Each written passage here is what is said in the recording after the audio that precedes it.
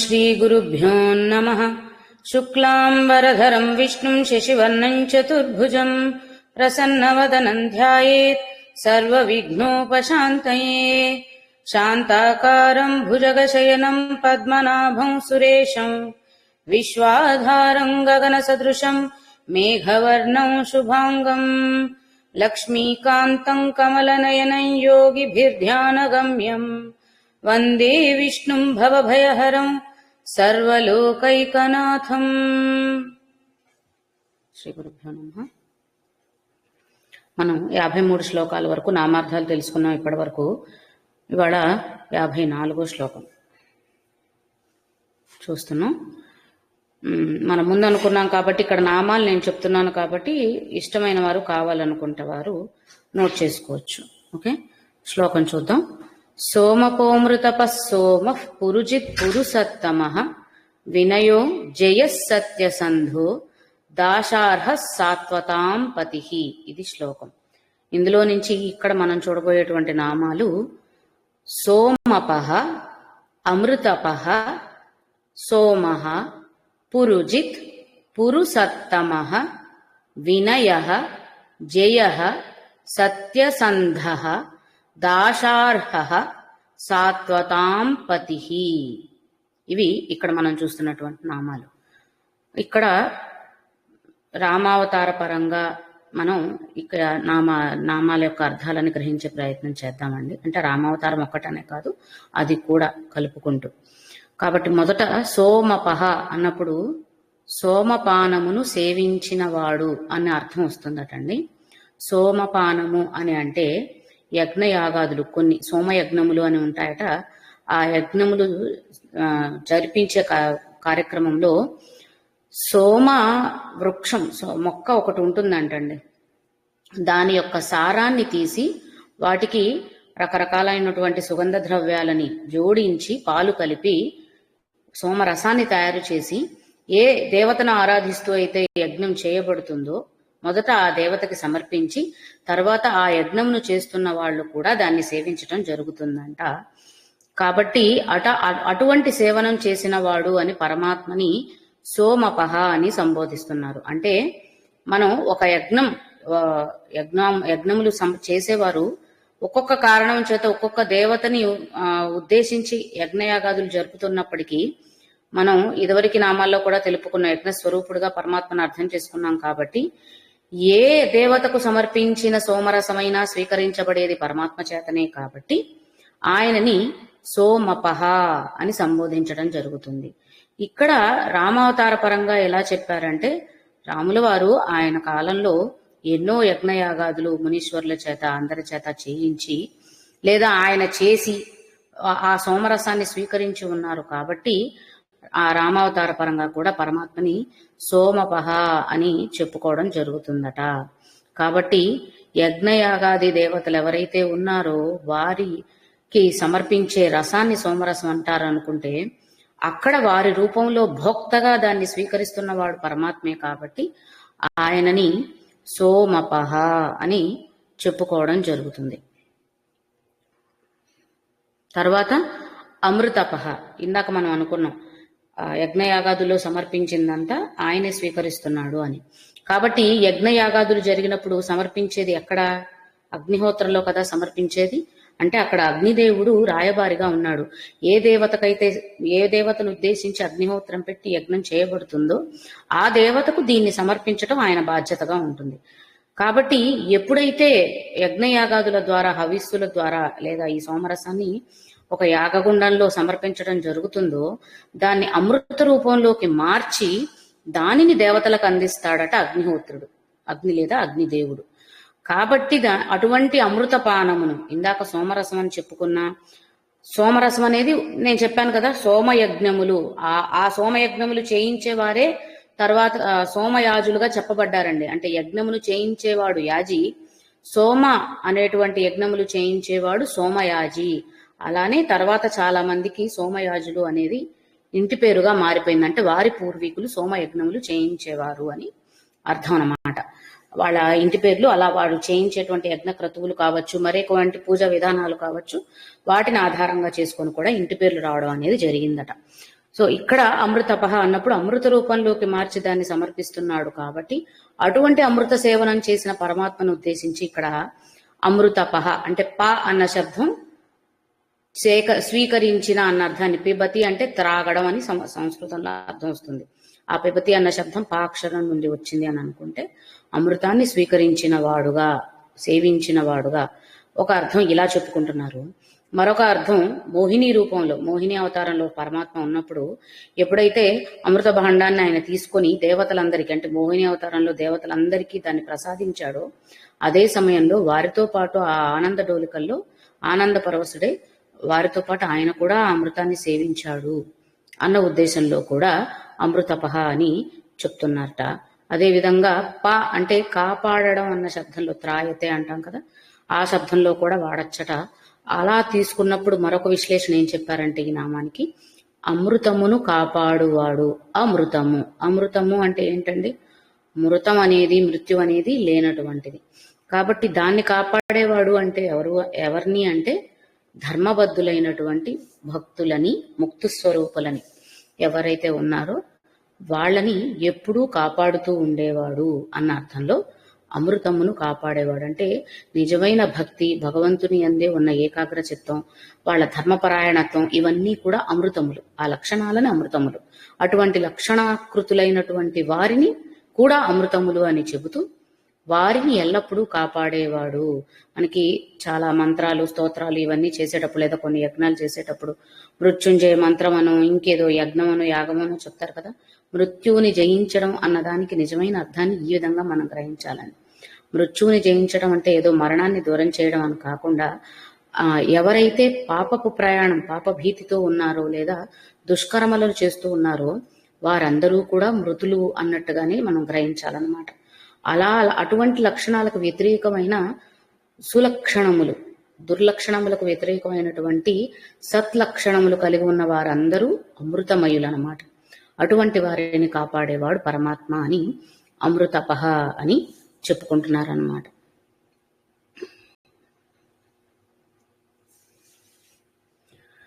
అలా ఉపనిషత్తుల్లో, వేదముల్లో చెప్పినటువంటి ఇవి చూద్దామండి. అమృతస్య ఏష సేతు అంటే పరమాత్మే అమృతమును పొందడానికి కావాలి. సేతు అంటే మార్గం. సేతు అంటే మనం వారధి అని అంటాం కదా. వారధి అంటే ఏంటండి?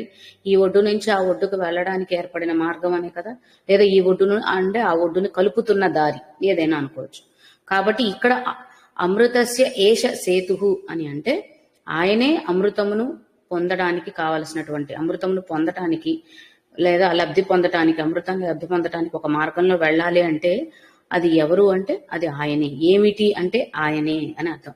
పరమాత్మ ద్వారానే అది సాధ్యపడుతుంది అని ముండకోపనిషత్తులో చెప్పబడిందట. అదేవిధంగా యస్య ఛాయా అమృతం, ఇది యజుర్వేదంలో ఉన్నటువంటి వాక్యం అట. అంటే పరమాత్ముని యొక్క నీడే అమృతం అని చెప్పడం. యస్య ఛాయ, యస్య అంటే ఆయన యొక్క లేదా తన యొక్క, ఛాయ నీడ్ అమృతం అని చెప్పడం. అంటే పరమాత్ముని నీడే అమృతం అని చెప్పడం అంటే ఆయన రక్షణలోనే ఉన్నది అమృతం. ఆయన అంతే కదా. మోహిని అవతారంలో రాక్షసులకు అందకుండా దేవతలకు మాత్రమే అందేలా చేశాడంటే దాని మీద అది ఆయన పరిరక్షణలో ఉంది కాబట్టి అందవలసిన వాళ్ళకే అందింది అన్న ఉద్దేశం కదా అక్కడ. అదే విధంగా ఇక్కడ కూడా అదే స్తోత్రాన్ని చెప్తున్నాడు. అంటే అమృతం ఆయన రక్షణలో ఉంది కాబట్టి మరి అది పొందాలంటే ఆయన్ని చేరితేనే కదా ఆయన చెప్పగలుగుతాడు. ఇప్పుడు ఎవరైనా ఒక ఖజానాన్ని దాచిపెట్టారంటే వాళ్ళు ఎక్కడ పెట్టారో, ఏ విధంగా ఆ మార్గాన్ని చేరుకోవాలో వాళ్ళు ఇచ్చిన రూట్ మ్యాప్ను ఫాలో అయితేనే జరుగుతుంది. మనంతటా మనం పలానా ఊర్లో ఉందనో, ఆ పలానా లొకేషన్లో ఉందనో చెప్పేస్తే ఎవరో ఒకళ్ళు బ్లైండ్గా ఆ మాట పట్టుకొని వెళ్తే మనం చేరగలుగుతామా?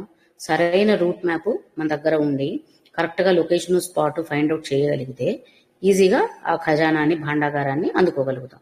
అదేవిధంగా అమృత భాండం మనకు కావాలి అంటే, నిజమైన అమృతతత్వాన్ని ఆస్వాదించాలి అంటే అది పరమాత్ముని పరిరక్షణలో ఉంది కాబట్టి ఆయనని నమ్ముకొని ఆయననే స్తుతించి ఆయన ధ్యానంలోనే ఉండి ఆయన ఏర్పరిచిన విధానాలతో కూడిన జీవనాన్ని సాగిస్తున్నప్పుడే, భగవన్నామస్మరణ చేయగానే కాదు, ఆయన చెప్పిన జీవన విధానాన్ని పాటిస్తున్నప్పుడు మాత్రమే. ఇందాక మనం ధర్మబద్ధులైనా అన్నాం. మరి ఆ ధర్మపరాయణత్వాన్ని మానవాళికి బోధించింది ఆయనే కదా.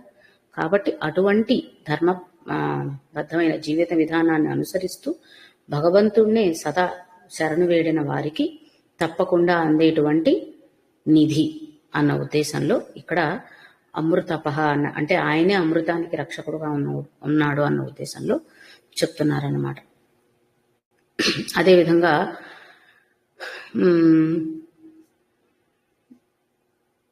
తర్వాత నామం సోమః.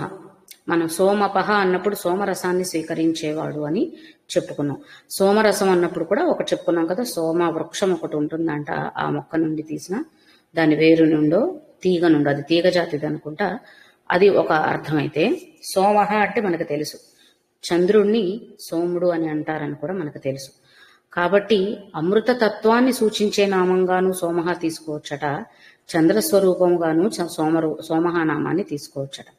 చంద్రస్వరూపంగా తీసుకున్నప్పుడు మనం ఇదివరకు కూడా ఈ సృష్టి ప్రకృతి అంతా జరగడానికి సూర్యశక్తి ఎంత అవసరమో, మొక్కలలో లేదా కొన్ని నేలల్లో ఔషధ గుణాలు, మొక్కలలో ఉండే రసాయనాలలో ఔషధ గుణాలు పెంపొందించడానికి అవసరమైనది చంద్రకాంతి అని, చంద్రకాంతి ద్వారానే అవి అందులో వృద్ధి చెందుతూ ఉంటాయని మనం ఇదివరకు కూడా అర్థం చేసుకున్నాం కదా.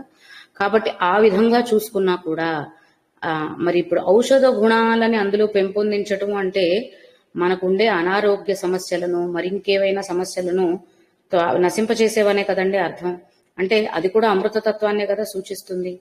ఎప్పుడైతే ఒక అవయవానికో దేహానికో లేదా ఇంకెక్కడైనా సరే గాయం జరిగిన ఇలాంటివన్నీ వచ్చినప్పుడు వాటన్నింటికీ మందుగా మనకి ఈ మొక్కల నుండి తీసినటువంటి ఔషధాలు పనిచేస్తాయి అనుకుంటే, ఇప్పుడు పాము కాటు జరిగింది, తేలుకాటు జరిగింది, దానికి ఏ ఆకుపసరనో వాడితే వాడు పాము కాటు నుండి కాపాడబడ్డాడు అంటే మృత్యువుని తొలగింపబడినట్టే కదా. అలాగే తేలుకాటు ఇంకేదైనా విష ప్రయోగం జరిగితే దానికి విరుగుడుగా మనం కొన్ని రకాల విత్తనాలు లేదా కొన్ని రకాల ఆకుపసర్లు పువ్వులు వాడతారు ఆయుర్వేద పరంగా. అంటే అవి కూడా మనకి ఆ మృత్యు దోషాన్ని, అనారోగ్య సమస్యల వల్ల కావచ్చు, మరి ఇంకేమైనా ప్రాకృతిక చర్యల వల్ల జరిగే సంభవం వల్ల ఏర్పడేటువంటి ఇబ్బందులు కావచ్చు, వాటన్నింటి నుంచి దూరం చేసే విధంగా ఆ మొక్కలో ఉన్న ఔషధ గుణాలు మనకు ఉపయోగపడుతున్నాయి. కాబట్టి అటువంటి తత్వాన్ని వాటిలో పెంపొందింప చేసిన వాడు పరమాత్మే. కాబట్టి ఆయనని చంద్రస్వరూపుడైన సోముడిగా అర్థం చేసుకుంటున్నాం అనమాట. ఆ విధంగా సోమః అన్నప్పుడు చంద్రస్వరూపంగా ఒకటి గ్రహించవచ్చు. అమృతతత్వం అని ఇందాక అనుకున్నాం మనం. అమృతపహ అన్నప్పుడు కూడా అదే చెప్పాం కదా, ఆయన అమృతాన్ని స్వీకరించి ఉన్నవాడు లేదా అమృతము వలె లేదా అమృతముగా కాపాడుతూ ఉన్నవాడు, అమృతమును కాపాడుతూ ఉన్నవాడు, ఇలా అర్థం చేసుకున్నాం. కాబట్టి ముందు నామంలో అంటే పరమాత్మే అమృతతత్వానికి సూచికగా మనం అర్థం చేసుకోవచ్చు. అందుకని ఆయన్ని అమృతమూర్తి అన్న అర్థంలో కూడా సోమః అన్న నామాన్ని చెప్తున్నారట. అంటే ముక్తి పొందిన వారు, నిజమైన భక్తులు అనిపించుకున్న వారందరూ ఈ సోమరసాన్ని ఆస్వాదిస్తారట. యజ్ఞయాగాదుల్లో సమర్పించే సోమరసాన్ని భగవంతుడు స్వీకరిస్తే భక్తులైన వాడు, ముక్తి పొందినవాడు అనుభూతి చెందే లేదా ఆస్వాదించేది ఏదైతే ఉందో సోమతత్వం, అమృతతత్వం, అది పరమాత్మ అని చెప్పే ఉద్దేశం కూడా సోమః అన్న నామంలో. అంతే కదా, పరమాత్మ ఐక్యం పొందినవాడు పరమాత్మనే కదా ఆస్వాదిస్తాడు. ఇంకా వాడికి ఇంకేం అవసరం లేదు, అక్కడ ఇంకేమీ ఉండవలసిన మరొక దానికి తావు లేదు. పరమాత్మ ఒక్కటే ఉండే దగ్గర మరొకటి ఉండే అవకాశమే లేదు. కాబట్టి అటువంటి పరమాత్మను పొందడాన్ని, అమృతాన్ని స్వీకరించడం అన్న ఉద్దేశంలో చెబుతూ, అటువంటి అమృతతత్వాన్ని ఆస్వాదించేటువంటి భక్తుల యొక్క సోముడిగా, ముక్తుల యొక్క సోముడిగా, అంటే నిజమైన భక్తులను తన వశం చేసుకున్నవాడిగా అన్నమాట.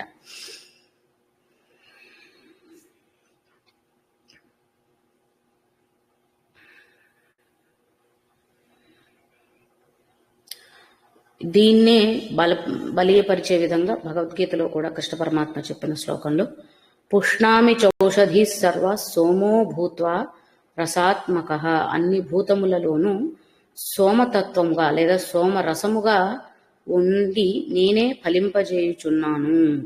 అంటే మనం ఇందాక చెప్పుకున్నట్టుగా అన్ని భూతములలో అన్నప్పుడు ఆ సోమతత్వం ఏదైనా సరే వృద్ధి చెందడానికి, పెంపొందించడానికి అవసరమైనటువంటి ఆ రసాత్మికమైన సోమగుణం ఏదైతే ఉందో అది నేనే అని పరమాత్మ సూచించి ఉన్నాడు. కాబట్టి అటువంటి చంద్ర స్వరూపునిగా ఆయన్ని మనం ఇక్కడ గ్రహిస్తున్నాం. తర్వాత నామం పురుజిత్. జిత్ అంటే జయించినవాడు. జిత్ అనేది జయానికి సూచక కాబట్టి జయించినవాడు. పురుజిత్ అంటే అందరినీ జయించినవాడు. ఇంకా ఆయన జయించడానికి ఎవరూ లేరు, ఓటమి పొందే అవకాశము లేదు. అదేవిధంగా నిజమైన సాధకులు జయించగలిగిన వాడు కూడా ఆయనే. అంటే నిజమైన సాధకుడు పొందిన విజయం ఏమిటి అంటే పరమాత్మని పొందడమే. కాబట్టి ఆ విజయ స్వరూపంగా కూడా ఆయనని పురుజిత్ అని చెప్పుకుంటున్నాం. అదేవిధంగా పరమాత్ముడు ఈ సృష్టిని ఎలా పురుజిత్ అని చెప్పబడుతున్నాడు అంటే దానికి ఒక విశ్లేషణ చెప్పారండి. ఈ లోకాలన్నింటినీ సత్యముతో, అలాగే నిజమైన భగవంతుడిని శరణాగతి వేడినటువంటి భక్తులని, దీనులని దానముతోనూ, గురువులను సద్వర్తనతోనూ అంటే సత్ప్రవర్తనతోనూ, శత్రువులను ధనుస్సుతోనూ జయించినవాడు పరమాత్మట. అంటే శత్రువులని సంహరించటంలో ఒక ఆయుధాన్ని ఉపయోగించి జయించిన వాడు శత్రువులని. మన పురాణాల కథల్లో చూసుకున్నటువంటి ఎంతో మంది రాక్షస సంహారం చేయగలిగాడు అంటే వాళ్ళందరినీ జయించినట్టే కదా.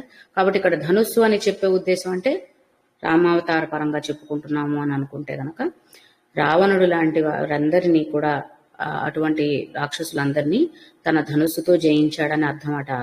తన గురువుల దగ్గర వినయ విధేయతలతో ఉండి వారికి సపర్యలు చేస్తూ ఉన్నాడు కాబట్టి ఆ సత్ప్రవర్తనతో తన గురువులని అంటే వారి హృదయాన్ని గెలిచిన వాడంట. అలాగే తననే కోరుకున్న వాళ్ళని, లేదా తానే కావాలని తననే దీనుడిగా వచ్చి అర్థించిన వాడికి తాను ఇవ్వగలిగిన దానములను ఇచ్చి వాళ్ళని జయించిన వాడట. సత్య ప్రవర్తనతో లోకాలను జయించిన వాడట. ఈ విధంగా శ్రీరామచంద్రుడిని వర్ణించడం జరిగిందనమాట.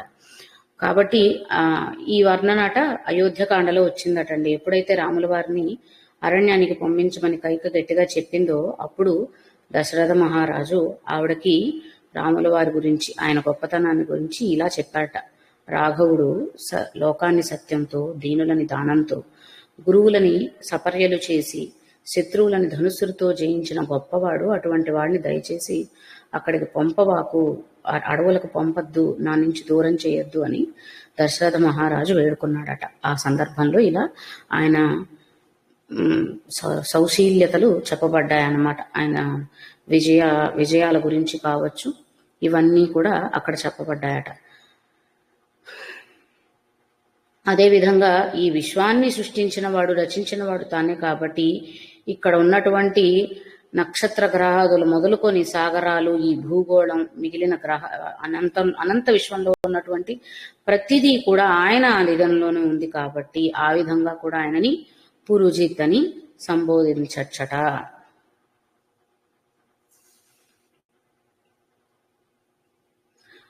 అలాగే పురుజిత్, మనం ఇందాక 4 రకాల లక్షణ స్వభావాలు రాముల వారి చెప్పుకున్నాం. ఆయన ఇలా ఉన్నాడట అని. అలాంటి వారే నిజమైన విజేతలుగా ఉంటారు అని ధర్మాన్నే నమ్ముకున్న పాండవుల గురించి, అసత్యమాడను అన్న హరిశ్చంద్రుడు గురించి కూడా చెప్పుకుంటున్నారన్నమాట. వారు ఆ క్రమంలో కొన్ని ఇబ్బందులు పడినప్పటికీ కూడా ఆఖరున విజయం సాధించేది మాత్రం అటువంటి ధర్మపరాయణులే. కాబట్టి ధర్మం, వినయం, సత్యం, శౌర్యం, శీలం ఇటువంటివన్నీ కూడా ఆదర్శప్రాయమైనటువంటి లక్షణములంట. అవన్నీ కలిగి ఉన్నవాడు ఆ శ్రీరామచంద్రుడట. కాబట్టి అటువంటి వాటిని ఆచరిస్తూ సాగించే జీవనంలో అవరోధాలు, ఇబ్బందులు, కష్టాలు వచ్చినప్పటికీ కూడా వాటికి కూడా చలించకుండా వాళ్ళు నమ్మిన దానికే కట్టుబడి ఉంటారు. కాబట్టి ఎప్పటికైనా సరే వాళ్ళని విజయం వరిస్తుంది. కాబట్టి నేను మంచి మార్గంలో వెళుతుంటే, మంచిగా మాట్లాడుతుంటే అందరూ నన్ను తప్పుగా అనుకుంటున్నారని నేను తిరిగి చెడు మార్గంలో వక్రా దృష్టితో ఉండాలి అని అనుకుంటే అది నా పతనం. పర్వాలేదు, వాళ్ళు అనుకున్నారు, ఇది నిజమైంది, ఇది సత్యమైనది కదా అని మనం అదే మాట మీద నిలబడగలిగితే ఎప్పటికైనా సరే ఇవాళ రాళ్లు చిమ్మిన వారే ఎప్పటికైనా పూలు చల్లుతారు. అంటే వాళ్ళని గౌరవించే స్థితి, వాళ్ళు నమ్ముకున్న ధర్మం ఎప్పటికైనా వాళ్ళకి అందిస్తుంది అనేది ఇక్కడ అర్థం చేసుకోవచ్చు. తర్వాత నామం పురుసత్తమః. పురుజిత్ అన్నప్పుడు అన్నింటినీ గెలిచిన వాడు. సత్తమః అంటే సత్యమైన వాడు, ఉత్తమమైన వాడు, అన్నింటికి మించిన వాడు అన్న అర్థాలు తీసుకున్నట్లయితే కనుక మహాత్ములందరి యందు కూడా సత్యస్వరూపుడిగా ఉన్నవాడు అన్న ఉద్దేశంలో పురుసత్తముహ అని అనొచ్చటండి. అంటే పురు అంటే పురములు అంటే పట్టణాలు, అక్కడ నివసించే వారిని పురులు అంటారు అని అనుకుంటే మనకి సులభంగా అర్థం కావడం కోసం జనాలందరినీ కలిపి ఇక్కడ పురు అన్న శబ్దం వాడారన్నమాట. కాబట్టి అటువంటి మహాత్ముల యందు కూడా సత్యముగా ఉన్నవాడు పరమాత్మ అని పురుషోత్తమః అనొచ్చట. అలాగే అన్నింటిలోకి ఉత్తమమైన వాడిగా, సర్వము సకలము అని చెప్పినప్పుడు అందులో కూడా ఉత్తమమైన వాడిగా, వాటన్నిటికంటే అధికుడిగా ఉన్నవాడుగా, విశ్వరూప స్వరూపుడిగా కూడా పురుషోత్తమః అన్న అర్థాన్ని మనం గ్రహించవచ్చట. దీన్ని బలపరిచే విధంగా ఉన్న విశ్లేషణలు చూద్దాం ఇప్పుడు.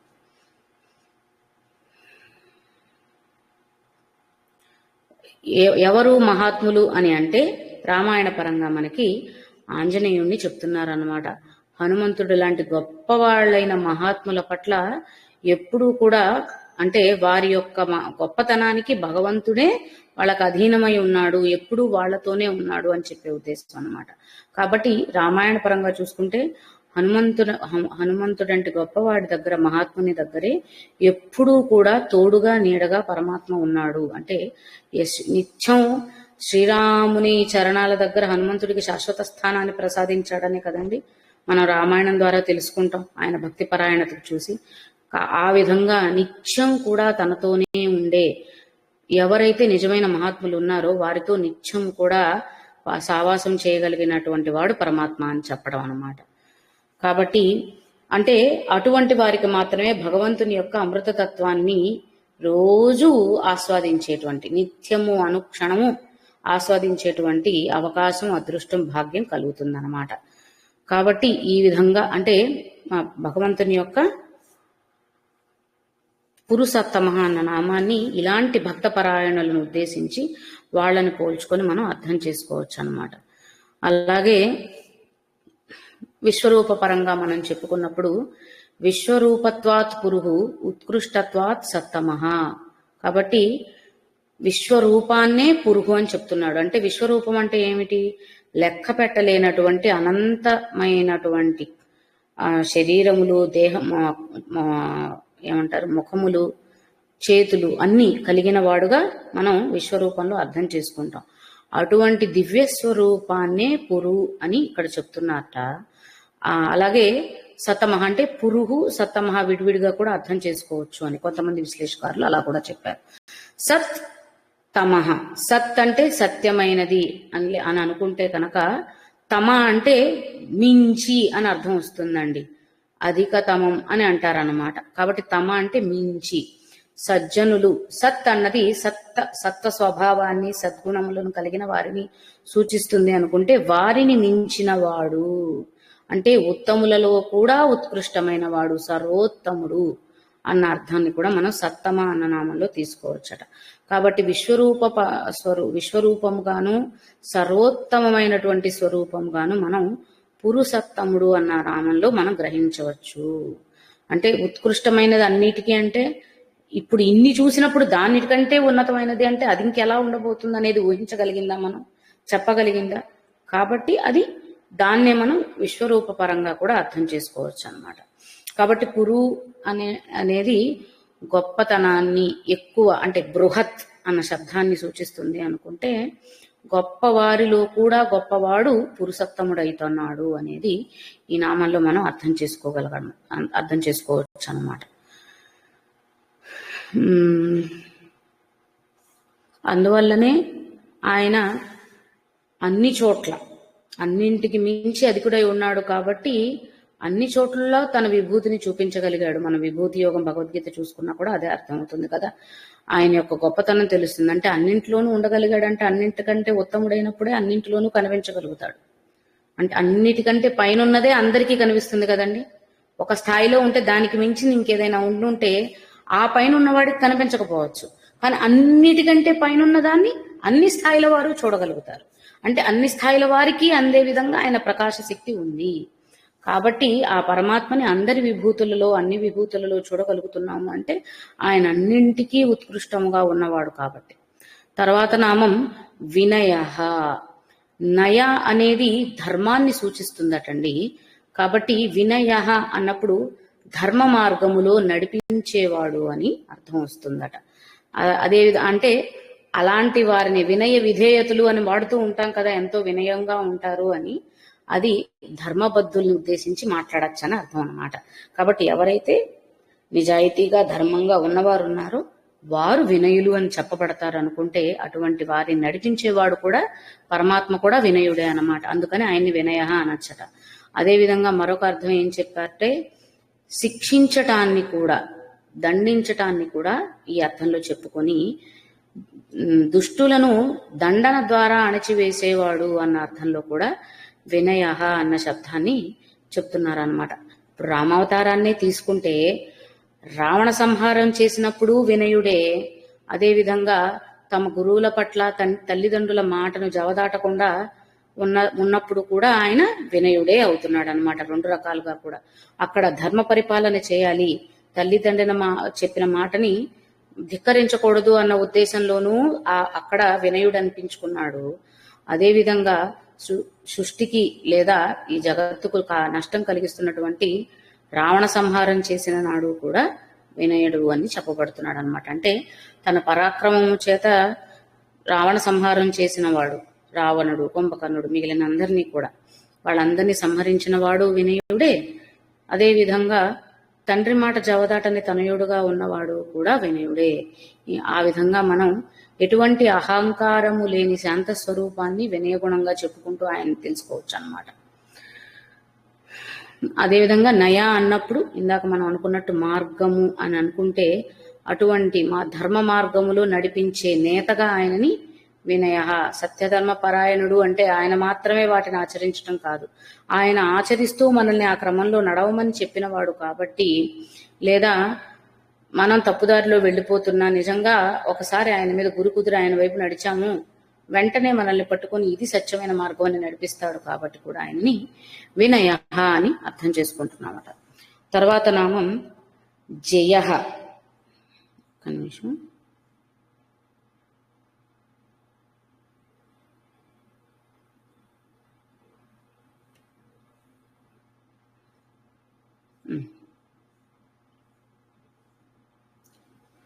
జయ అన్నప్పుడు ఇందాక మనం చెప్పుకున్నాం కదా, పురుజిత్ అన్నప్పుడు ఎలా అయితే చెప్పుకున్నామో ఆశ్రితులచే, అంటే ఆయననే ఆశ్రయం పొందాలి అని ఆయననే నమ్ముకున్న వారందరికీ కూడా అందరి చేత జయింపబడిన వాడుగా జయ అని తెలుసుకోవచ్చట. అదేవిధంగా పురుజిత్ అంటే ఎటువంటి ఓటమి లేనివాడంటే అన్నింట్లోనూ జయాన్ని పొందినవాడు అని అర్థం. కాబట్టి ఆ విధంగా జయించేవాడు అన్న అర్థంలో కూడా జయ అన్న శబ్దాన్ని తీసుకోవచ్చాడు. అంటే సకల భూతములను జయించిన వాడు జయుడు. అలాగే ఆశ్రితులు, ఆయనని నమ్ముకొని ఆయన ఆశ్రయాన్ని కోరి వచ్చిన వారు ఎవరైతే ఉన్నారో వాళ్ళు నిజమైన వారు కాబట్టి వారి ఇష్టానుసారం వారి ప్రకారం నడుచుకునేవాడు అన్న ఉద్దేశంలో కూడా, అంటే వారు జయించారు అంటే నిజమైన భక్తుడు అనేవాడు ఏం చెప్తే అదే వింటాడు. కాబట్టే ప్రహ్లాదుడంతటి వాడు తనకి స్తంభంలో నుంచి తన పరమేశ్వరుడు రావాలి, తన నారాయణుడు రావాలని తండ్రి అడగగానే ఉన్నాడు అని ఏ సత్యవాక్యంతో, ఏ నమ్మకంతో ప్రహ్లాదుడు పలికాడు అంటే జయ అన్న నామం ద్వారా అన్నమాట. ఎందుకంటే ఆయన ఆ నారాయణుడిని కూడా జయించేశాడు కాబట్టి తన భక్తితో, నిస్వార్థమైన భక్తితో. అటువంటి భక్తుడు తన స్వామిని ఎలా చూడాలనుకున్నా, ఎక్కడ చూడాలనుకున్నా అక్కడ అప్పుడు అలానే ఉండేవాడు అన్న ఉద్దేశంలో కూడా జయ అన్న నామాన్ని మనం అర్థం చేసుకోవచ్చు అన్నమాట. ప్రహ్లాదుడు లాంటి గొప్ప గొప్ప భక్తులు మనందరికీ అందుకే ఇన్ని నిదర్శనాలను చూపిస్తూ ఆదర్శప్రాయంగా నిలబడ్డారన్నమాట. నిజమైన భక్తిని నమ్ముకున్న వాళ్ళని భగవంతుడు ఎప్పుడూ దూరం చేసుకోడు. కాబట్టి ప్రహ్లాదుడి మాటని నిలబెట్టడం కోసం హిరణ్యకశిపుడు కోరిన వెంటనే స్తంభంలో నుంచి కూడా ప్రత్యక్షమయ్యాడు అని చెప్పి చెప్తున్నారన్నమాట.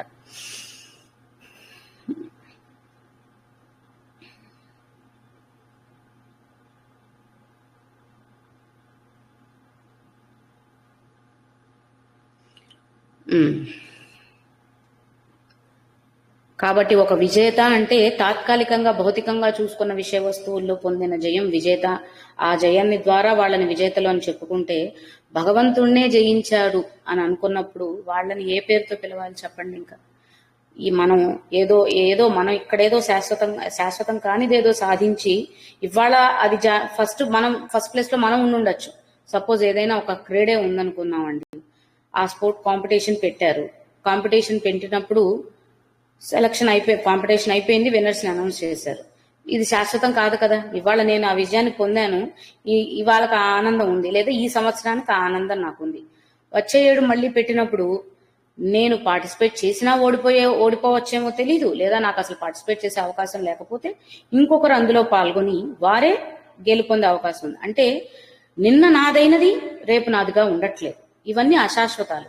అటువంటి విజయాలకే వాళ్ళని విజేతలని వాళ్ళని అనౌన్స్ చేసి అన్ని పథకాలు సత్కారాలు చేసినప్పుడు, మరి ఇటువంటి గొప్ప గొప్ప విజేతలు ధ్రువుడు, ప్రహ్లాదుడు ఇలాంటి గొప్పవారైన భక్తులు, భగవంతుణ్ణి జయించిన భక్తులు ఇంతమంది ఉన్నారే, వాళ్ళకి ఏ పేరు పెట్టితే ఆ పేరు సార్థకం చెందుతుందో మనం అర్థం చేసుకోవాలన్నమాట. కాబట్టి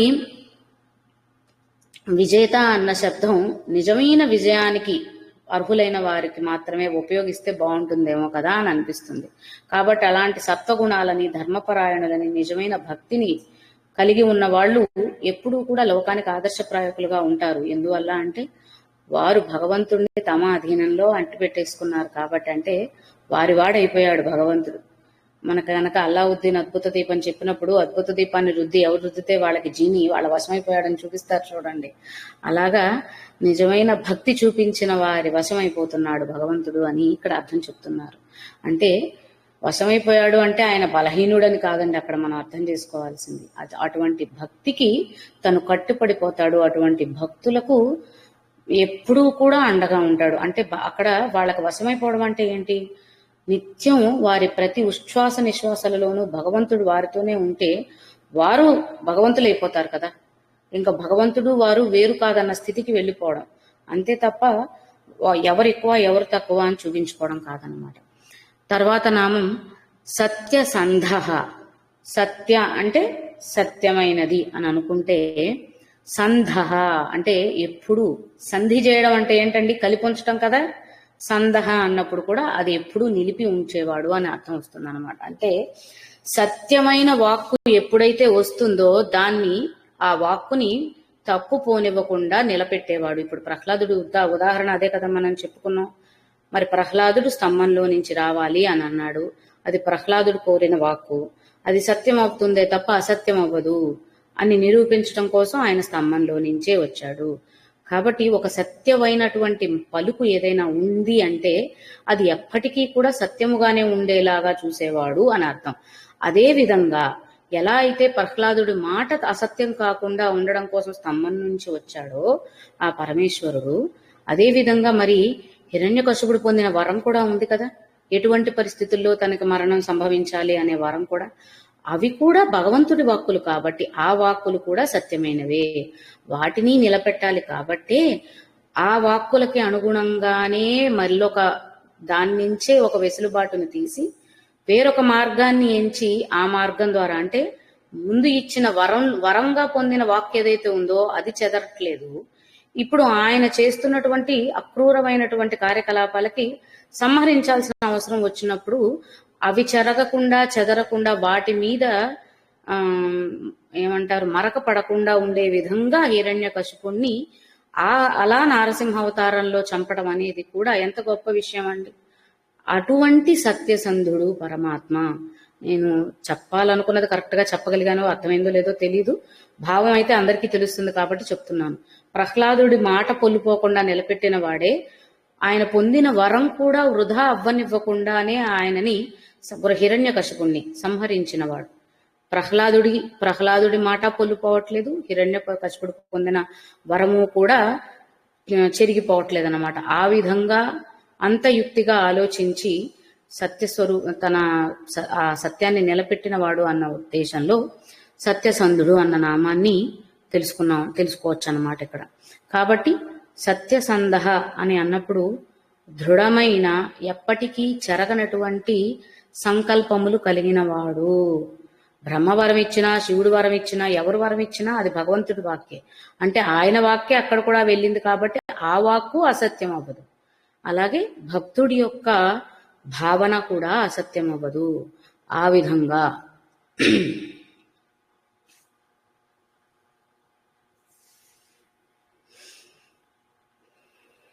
అదేవిధంగా రామావతారంలో చూసుకున్నప్పుడట ఎప్పుడూ అసత్యమును పలుకడు అన్న ఉద్దేశంలో కూడా, అంటే రాముడు మాట్లాడితే ఒకటే మాట ఒకటే బాణం అనే కదండి రాముడిని ఎప్పుడు ఉదాహరణగా చెప్పుకుంటాం. కాబట్టి ఒకటే మాటగా అది సత్యస్వరూపముగానే ఉండే విధంగా మాట్లాడగలిగిన వాడు ఉన్నవాడు కాబట్టి, ఎప్పుడు అసత్యం ఆడని వాడు కాబట్టి ఆ రామస్వరూపాన్ని కూడా ఇక్కడ మనం సత్యసంధ అని అర్థం చేసుకోవచ్చట.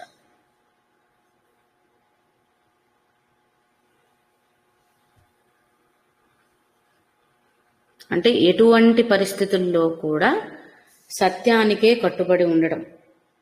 మనకి ప్రస్తుత కలికాలంలో పరిస్థితులను బట్టి కొన్నిసార్లు అవసరమైతే అబద్ధం చెప్పడంలో తప్పు లేదని, అసత్యం పలకటంలో తప్పు లేదని, మంచి కోసం అని చెప్తున్నప్పటికీ కూడా ఇక్కడ ఆయన యొక్క ధర్మపరాయణత్వాన్ని ఈ విధంగానే చెప్తున్నారు అన్నమాట. కాబట్టి పురాణాల్లో కూడా ఎలా చెప్పారంటే సత్యసంధుడు అన్నప్పుడు, మిన్ను విరిగి పడిన హిమాలయ పర్వతాలు కుంగిపోతున్నా, భూమి బ్రద్దలవుతున్నా, సాగరాలు ఇంకిపోతున్నా కూడా పరమాత్ముని వాక్కులు మాత్రం, పలుకులు మాత్రం వ్యర్థములు కావు అని పురాణాల్లో కూడా చెప్పబడి ఉందట. అందువల్లనే ఇందాక మనం చెప్పుకున్న పోలిక, ఎన్ని వైపరీత్యాలు జరిగినా ఆయన వాక్కులు వ్యర్థం కాకుండానే అర్థవంతమైన చావునే హిరణ్యకశిపుడికి ప్రసాదించాడనమాట. తర్వాత దాశార్హ, తర్వాత నామం దాశార్హ. దాశార్హ అన్నప్పుడు కానుకలు, భక్తులకు తానే కానుకగా ఉన్నవాడు అన్న అర్థం ఒకటట. కానుకలను ఎవరికైతే సమర్పించగలమో ఆ అర్హత ఉన్నవాడు ఆయనట. ఇంకొకటి దశార్హ అంటే యదువంశాన్ని దశార్హ వంశం అంటారటండి. దశార్హ వంశం అని యదువంశాన్ని అంటారట. ఆ వంశంలో పుట్టినవాడుగా, యదువంశంలో జన్మించిన వాడుగా, కృష్ణావతారముగా పరమాత్మని దాశార్హ అని చెప్పుకోవచ్చట. కాబట్టి కానుకలు సమర్పించతగినవాడు అని అంటే, ఏదైనా ఎవరికైనా సమర్పిస్తున్నాము అని అంటే అర్థం ఏమిటండి? ఇప్పుడు దానం ఇస్తున్నాం అని అనుకున్నా, ఆ దానం తీసుకోవడానికి అర్హత ఉన్నవాడికే దానం ఇవ్వాలి. ఇవ్వగలిగిన అర్హత మనకుంటేనే చేయాలి. కాబట్టి అర్హత దేనికైనా సరే తప్పనిసరి. అర్హత లేని వారికి అందలా లెక్కించకూడదు అనేది ఉంది కదా మనకి సామెత. కాబట్టి ఎటువంటి గొప్పవాడైనటువంటి, అంటే సత్యసంధుడు కాబట్టి, ముందు నామాలని ఒక్కసారి అన్వయించుకుందాం. ఆయన యొక్క గుణాలను చెప్పినప్పుడు అటువంటి గొప్ప గొప్ప లక్షణాలన్నీ పొణికిపుచ్చుకున్నవాడే కదా కానుకలు ఇవ్వడానికి అర్హుడిగా ఉంటాడు. వారిలో అంటే భయపడి దాదాగిరి చేసి, గూండాగిరి చేసి, నేనే భగవంతుణ్ణని చెప్పుకుంటూ నేను కానుకలు తీసుకుంటే అది వేరే విధానం. కానీ ఒకరిని చూడగానే సమర్పణ భావన మనసులో కలుగుతుంది చూడండి, అది వారి యొక్క అర్హతని. ఎందుకు వాళ్ళని చూడగానే మనకు ఆ సమర్పణ భావన కలిగింది అంటే వారి యొక్క గొప్ప లక్షణం, స్వభావం వల్ల మనకు అది కలుగుతుంది ఆ భావన. కాబట్టి సత్యసంధుడైనటువంటి పరమాత్మ మాత్రమే అటువంటి దానికి అర్హుడు. కానుకలు మనం ఇవ్వడానికి అర్హుడుగా ఉన్నాడు. ఆయన యొక్క గొప్పతనం, ఆయన సౌశీల్యత, ఆయన లక్షణం, ఆ సోమతత్వం, అన్నింటిలోనూ అటువంటి రసాన్ని, అందరికీ ఉపయోగపడేటువంటి రసాన్ని వృద్ధి చేయించగలిగినటువంటి సోమతత్వం అనుకున్నా. ఆ తర్వాత చెప్పుకున్న నామాల్లో ఆయన ఒకటే మాటగా ఉన్నటువంటి సత్యస్వరూపుడిగా చెప్పుకున్నా. ఈ విధంగా చూసుకున్నప్పుడు భక్తులందరూ కూడా ఏదైనా సమర్పించాలనుకుంటే ఆయనకు మాత్రమే సమర్పించితే ఉత్తమంగా ఉంటుంది అని ఒక అర్థం. అదేవిధంగా తర్వాత అర్థం ఏం చెప్పుకున్నాం, భక్తులకు కూడా, భక్తులకు తానే సమర్పణగా కూడా ఉన్నవాడు, భక్తుల సమర్పణలు తీర్చుకుంటున్నవాడు, లేదా మనమే భగవంతునికి సమర్పించుకోగలిగినటువంటి స్థాయి ఉన్నవాడు.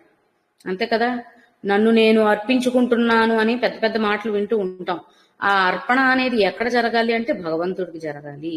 మనల్ని, ఎందుకంటే మనం ఆయన స్వరూపంగా వచ్చినప్పుడు మనల్ని ఆయనకు మాత్రమే కదా అర్పించుకోవాలి. అందువల్ల అలా అటువంటి గుణాన్ని చూపించే నామంగా దాశార్హ ఒకటి చెప్పుకుంటున్నాం.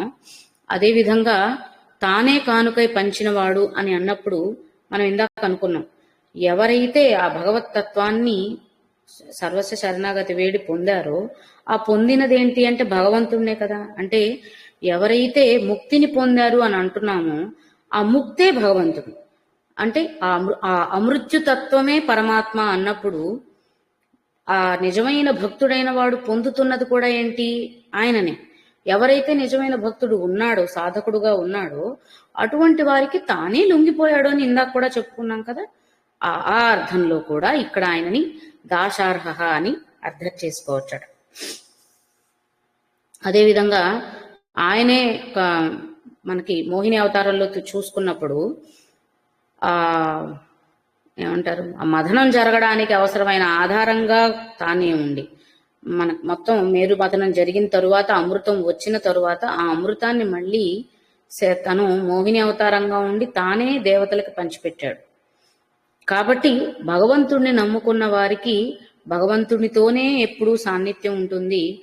అలాగే భగవంతుడే వాళ్ళకి అడగకుండానే ఎన్నో వరాలు ఇచ్చేస్తాడు. అటువంటి వారందరినీ కూడా ఇక్కడ స్మరించుకుంటూ భగవంతుడిని దాశార్హ అటువంటి వారందరితోనూ ఉండేవాడుగా మనం అర్థం చేసుకోవచ్చు అన్నమాట. తర్వాత నామం సాత్వతాం పతి. సాత్వతాం సాత్వికులకు సత్వగుణ సంపన్నులకు ప్రభువుగా ఉన్నవాడు సాత్వతాం పతి అన్నప్పుడు. అలాగే ఇందాక మనం చెప్పుకున్నాం కదా దాశార్హ అనేది యదువంశాన్ని సూచిస్తుంది అని. ఆ యదువంశమున పుట్టిన వాడిగా కూడా ఆయనని సాత్వత అని అనొచ్చట. అంటే సాత్వత అన్నప్పుడు అది యదువంశాన్ని సూచిస్తుందట. అక్కడ పుట్టినవాడుగా సాత్వతాం పతి అని అర్థం చేసుకోవచ్చట పరమాత్మని. అలాగే సాత్వత తంత్రము అనుసరించిన వారికి తానే దిక్కుగా ఉన్నవాడు అన్న అర్థంలో కూడా చెప్తున్నారండి. సాత్వత తంత్రము అంటే ఇప్పుడు భగవంతునికి ఆరాధించేటువంటి మార్గములు చాలా ఉంటాయి. అందులో పాంచరాత్రములు అనేది కూడా ఒక విధానం ఉంటుందటండి. దానినే సాత్వత తంత్రము అని అంటున్నారు. ఆ సాత్వత తంత్రము ద్వారా దానిని అనుసరిస్తూ భగవంతుడి ఆరాధన చేసిన వారికి కూడా తానే దిక్కుగా ఉన్నాడు అని ఒక రకమైనటువంటి ఆరాధన విధానం ద్వారా కూడా చెప్తున్నారన్నమాట. పాంచరాత్ర విధము అనే ఒక విధానాన్ని ప్రసాదించిన వాడు సృష్టికి పరమాత్మేట. దాన్ని ఆచరించటం ద్వారా పొందుతున్నవాడు ఆయనే కాబట్టి ఆయననే పొందుతున్నారు కాబట్టి అది దాన్ని అనుసరించిన వారు సాత్వకులు. ఆ శాశ్వత యంత్ర విధానాన్ని లేదా శాశ్వత తంత్ర విధానాన్ని అనుసరించే వారిని సాత్వకులు అని అంటారట. అటువంటి సాత్వకులకు పొందినవాడుగా ఉన్నవాడు ఆయనే కాబట్టి సాత్వతాం పతి అని చెప్పుకుంటున్నారట. అదేవిధంగా ఇందాక మనం చెప్పుకున్నట్టు సాత్వత వంశంలో పుట్టినవాడు అని కాబట్టి అంటే యాదవ వంశంలో పుట్టి ఆ యదుకులాన్నంతటినీ కూడా తానే ఉండి రక్షకుడుగా ఉండి కాపాడుతూ సన్మార్గంలో నడిపించేలా చేశాడు కాబట్టి ఆయనని శ్రీకృష్ణ పరమాత్మని సాత్వతాం పతి అని తెలుసుకోవచ్చట. కాబట్టి ఇందాక మనం ఇప్పుడు ఆ సాత్వత తంత్రపరంగా సాత్వకులు అని చెప్పుకున్నాం, సాత్వతులు అని. ఇంకొక అర్థం మనం ఇందాక చెప్పుకున్నది సత్యగుణ సంపన్నులు, సత్వగుణ సంపన్నులు. సత్వగుణాన్ని పరిపూర్ణంగా కలిగిన వారు ఎవరైతే ఉన్నారో వారిని కూడా సాత్వతులు అని చెప్పుకున్నప్పుడు అటువంటి వారికి ప్రభువుగా ఉన్నవాడు అంటే రజోతమో గుణాలను వదిలేసి సత్వగుణాన్ని వృద్ధి చేసుకొని తద్వారా భగవంతుణ్ణి సులువుగా పొందొచ్చు అని మనకి ఎప్పుడు చెప్పే విషయం. దాన్ని బలపరిచే నామం ఇదనమాట. కాబట్టి ఎవరైతే సత్వగుణాన్ని అనుసరిస్తూ ఉన్నారో అటువంటి వారికి ప్రభువుగా ఉన్నవాడు, అట్టి సాత్వికులను నడిపిస్తున్నవాడు అనే అర్థంలో కూడా సాత్వతాం పతి అన్న నామాన్ని మనం చూస్తున్నాం అన్నమాట. తర్వాతది కూడా చూద్దాం. తర్వాత శ్లోకం అండి 55వది.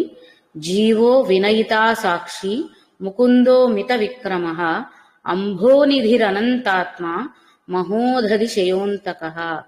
ఇందులో వచ్చేటువంటి నామాలు జీవ, వినయిత. వినయిత సాక్షి ఒకే నామంగాను చెప్పుకోవచ్చట, వినయిత సాక్షి రెండు నామాలుగాను తీసుకోవచ్చటండి. కొందరు విశ్లేషణకారులు అలా చెప్పారు, కొందరు ఇలా చెప్పారు. తర్వాతది ముకుంద, తర్వాత అమిత విక్రమ, అంభోనిధి, అనంతాత్మ, మహోదధిశయ శయ మహోదధిశయ అంతకః. ఇవి ఈ శ్లోకంలో కనిపించేటువంటి నామాలు. కాబట్టి మొట్టమొదటిది జీవః అంటే జీవమును ప్రసాదించేవాడు అని అర్థం ఒకటి తీసుకుంటే, అంటే ఈ జీవనాన్ని ప్రసాదించిన వాడు అని అర్థం ఒకటి తీసుకుంటే, మనకి భగవద్గీతలో క్షేత్రజ్ఞ యోగం ఉంది. ఈ క్షేత్రములన్నింటిలోనూ క్షేత్రజ్ఞుడిగా ఉన్నవాడు పరమాత్మే అని అందులో చెప్తుంది. అంటే ఈ శరీరమే ఒక క్షేత్రమైతే అందులో ప్రాణస్వరూపముగా జీవస్వరూపముగా ఉన్నవాడు పరమాత్మ అని చెప్పే ఉద్దేశమే ఆ అధ్యాయంలో మనకు కనిపిస్తుంది. కాబట్టి ప్రతి జీవిలోనూ అంటే ప్రాణం ఉంది అని చెబుతున్నాము అంటే, జీవం ఉంది అని చెబుతున్నాము అంటే ఆ జీవం తానుగా ఉన్నవాడు కాబట్టే పరమాత్మ ఆయన ఉన్న ఈ శరీరాన్ని జీవుడు అని పిలవడం జరుగుతుంది. కాబట్టి అన్ని క్షేత్రాలలోనూ జీవుడుగా ఉన్నాడు అంటే ఆయన పేరుతోనే మనం పిలువబడుతున్నాం. మనకిప్పుడేదో మన అమ్మ నాన్నలు ఒక పేరు పెట్టారని మనం ఆ పేరుతో పిలుచుకుంటున్నాం. మన బంధువులందరూ లేకపోతే తెలిసిన వారందరూ దాంతో మనల్ని గుర్తిస్తున్నప్పటికీ కూడా ఈ సృష్టిలో ఉన్న మానవాళ్ళందరికీ ఒక పేరు అనేది వచ్చింది ఆయన వల్లే. మనం జీవులము అని చెప్పబడుతున్నాం. మనమే కాదు, మిగిలిన ప్రాణికోటిని కూడా ఈ జీవరాశి అంటూ ఉంటాం, జీవరాశులు అంటూ ఉంటాం. లేదా ఏదన్నా ప్రాణిని చూసినప్పుడు, మొక్కను చూసినప్పుడు ఇంకా జీవం ఉంది, ఆకును చూసినప్పుడు ఇంకా జీవం ఉంది, పువ్వును చూసినప్పుడు ఇంకా ప్రాణం ఉంది, ఇట్లాంటివన్నీ వాడుతూ ఉన్నామంటే ఆ జీవం అన్న శబ్దమే పరమాత్మ. ఆయన పేరుతోనే మనకు మనవడ, ఆయన పేరుతోనే మనకి పిలుపు. మనకంటూ ఇంకా వేరే గుర్తింపు కాదండి. మన తల్లిదండ్రులు ఇచ్చిన ఇంటి పేర్లో, కులాలో, గోత్రాలో, లేకపోతే ఇంకేవైనా సరే ఐడెంటిఫికేషన్లు బాహ్యంలో మనని ఇంకొకరికి మన యొక్క గుర్తింపు తెలియడం కోసమే తప్ప ఈ సృష్టి గుర్తింపు అంతా కూడా ఆయన పేరుతోనే ఉంది. ఎందుకంటే ఆయన నుంచి వచ్చిన అంశలం కాదండి. మరి మన ఫ్యామిలీ ట్రీ ఇక్కడ ఇండివిజువల్ గా మనం చెప్పుకుంటున్నప్పుడు మొత్తం అంత జీవరాశికి కూడా ఫ్యామిలీ ట్రీ అక్కడి నుంచి మొదలైంది. బీజం ఆయన దగ్గర నుంచి మొదలైంది. అందరికీ ఆద్యుడు మూలుడు ఆయన అయినప్పుడు ఆయన పేరుతోనే మనకి గుర్తింపు. కాబట్టి ఆయన జీవః అని, ఆయన జీవుడు అని పిలువబడుతున్నాడు కాబట్టే ఆ జీవుడు ఉన్న ఈ శరీరాన్ని కూడా జీవుడు అని పిలుస్తున్నారట. అది జీవః అన్న నామంలో మనం తెలుసుకోవాల్సినటువంటి ముఖ్యమైన ఇది. అదేవిధంగా జీవనమును ప్రసాదించేవాడు అన్న అర్థం వచ్చినప్పుడు ఏం చెప్తున్నారంటే, రామావతారంలోను మళ్ళీ తీసుకున్నట్లయితే గనక ఉడత ఎంత చిన్న ప్రాణి అండి. ఆ ఉడత భక్తిని కూడా ఎంత, ఉడతా భక్తి సాయం అనేది నిత్య జీవన విధానంలో సామెతగా మారిపోయింది. ఆ ఉడత చేసిన సాయాన్ని కూడా మరువలేనంత గొప్పదిగా ఉడత గురించి కూడా చెప్పే, అంటే ఆ ఉడత యొక్క జన్మ కూడా సాఫల్యాన్ని చేసుకోగలిగింది కదా తను చేసిన మంచి పని వల్ల. అంటే ఈ జీవనాన్ని ప్రసాదించినోడు, అంటే అంతటి గొప్ప ఉడతకు ఆ జీవితం వచ్చిందే ఆయన వల్ల కదా. కాబట్టి ప్రతి చిన్న, అంటే చిన్న క్రిమి కీటకాదుల దగ్గర నుండి పెద్ద పెద్ద పర్వతాలు, వృక్షాల వరకు కూడా అన్నింటిలో ఉన్న జీవం తానే. దాన్ని ప్రసాదించి దాన్ని జీవింపచేసేవాడు కూడా తానే. అంటే సన్మార్గంలో నడుస్తున్న వాళ్ళ యొక్క గొప్పతనం తరాలు తరాలుగా చెప్పుకోబడుతుంది, యుగాంతరాలలో కూడా నిలబడుతుంది శాశ్వతంగా అని. అంటే ఎప్పటి త్రేతాయుగం, ఎప్పటి ద్వాపర యుగం, అంతకుముందు సత్యయుగం, ఇవన్నీ ఎప్పటివి. ఆ యుగాల్లో జరిగిన వాళ్ళ గురించి కూడా ఈ యుగాల్లో ఇంకా గొప్పగా చెప్పుకోగలుగుతున్నామంటే వాళ్ళ గొప్పతనాన్ని అన్ని యుగాలలోనూ నిలుపుతున్నవాడు పరమాత్మ అని చెప్పే ఉద్దేశంలో కూడా ఆయనని జీవనః అని చెప్పుకోవచ్చట. తర్వాత వినయిత, సాక్షి అని అనుకున్నాం కదండి.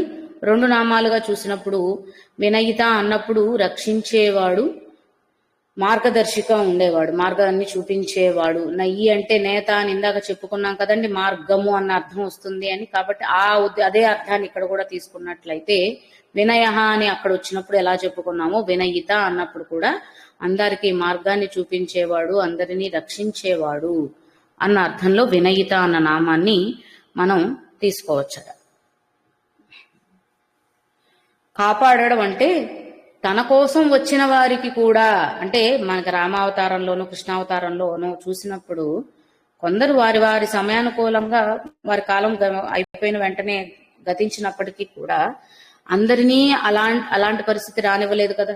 అందులో విజయం పొంది జీవించి ఉన్నవారు కూడా చాలా మంది ఉన్నారు. అంటే ఎవరైతే తనని తననే నమ్ముకొని ఉన్నారో వాళ్ళకి రక్షణగా కాపాడుతూ ఉండి వాళ్ళకి ఎటువంటి హాని కలగకుండా కూడా చూస్తుంటూ ఉంటాడట. మరి ఇప్పుడు వాలి సుగ్రీవులు వైరం జరిగినప్పుడు వాలికే సంహారం జరిగింది తప్ప సుగ్రీవుడిని కాపాడాడు కదా.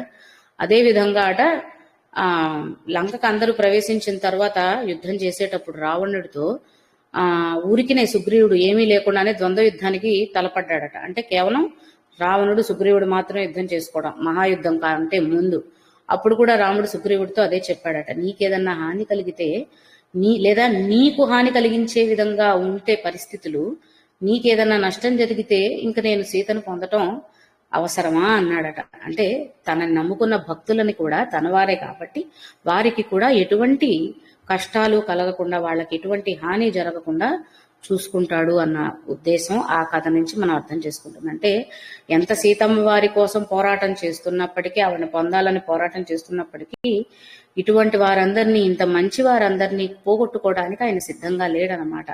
వీళ్ళని పోగొట్టుకునే పరిస్థితే వస్తే ఇంకా సీతమ్మని పొంది ఉపయోగం లేదు కదా. అంటే ఎవరినో పణంగా పెట్టి నా స్వలాభాన్ని నేను తీసుకోకూడదు అన్న వాక్కుని మనం ఇక్కడ అర్థం చేసుకోవాలండి. మరి సత్యమైన పలుకులు, ధర్మబద్ధమైన జీవన విధానం అంటే మనకు అదే ముఖ్యంగా కావాల్సింది. భగవంతుడి కథని ఆ క్యారెక్టర్స్ పరంగా మనం గ్రహించేసి అక్కడితో వదిలేస్తే అది అప్పుడు జరిగింది, అలా ఆయన చెప్పాడు, అక్కడితో ఆగిపోతుంది. ఆ లక్షణాల నుంచి మనం ఏం గ్రహించాలి అని అన్నప్పుడు, ఒకరు మనకి సాయం చేయడానికి మనకి నిజమైన స్నేహితులు, మన బంధువులు ఎవరో మన దగ్గరికి వచ్చినప్పుడు వాళ్ళనే పణంగా పెట్టి లేదా వాళ్ళకే నష్టం జరిగేలా చేసి ఆ నష్టం ద్వారా మనం లబ్ధి పొందకూడదు. నిజంగా మన కోసం వచ్చిన వారికి ఏదైనా నష్టం జరుగుతుంది అనుకుంటే ఆ పనిని ఆపేసి వాళ్ళని కాపాడాల్సిన బాధ్యత మనకు ఉంటుంది. అది నిజమైన ధర్మబద్ధమైన ఆలోచన అని అప్పుడు చెప్పబడుతుంది. అంతేకాని నష్టం జరిగితే జరిగిందిలే, నాకైతే నేను అనుకున్నది దక్కుతుంది కదా, వాడు పోతే నాకేంటి అని అనుకున్నాం అనుకోండి, అది ఇంకేమవుతుంది, దాని గురించి ఇంకా చెప్పడానికి ఏముంటుంది. కాబట్టి అటువంటి ఆ లక్షణాన్ని ఇక్కడ మనం భగవంతుడి నుంచి మనం అర్థం చేసుకోవాలన్నమాట. అదేవిధంగా మనం ఇందాక చెప్పినట్టు అందరికీ మార్గము చూపించేవాడు, నయి అంటే మార్గము, ఆ మార్గమును చూపించేవాడు అన్న అర్థంలో, అంటే తాను ఒకరికి మార్గం చూపిస్తున్నాడంటే తనకు ఆ మార్గం తెలిసుంటేనే చూపించగలుగుతాడు, అంతే కదా. ఇప్పుడు మనం ఒక కొత్త ప్లేస్కి వెళ్తే ఇంకొక కొత్తోడు మనకి దారి చెప్తాడా? అది అప్పుడు వాడు చెప్పినా ఎలా ఉంటుందంటే ఆ దారి మనకెంత తెలుసో వాడికి అలానే తెలుస్తుంది. కాబట్టి ఆ దారి ఎంచుకొని వెళ్తే కూడా ఫలితం అలానే ఉంటుంది.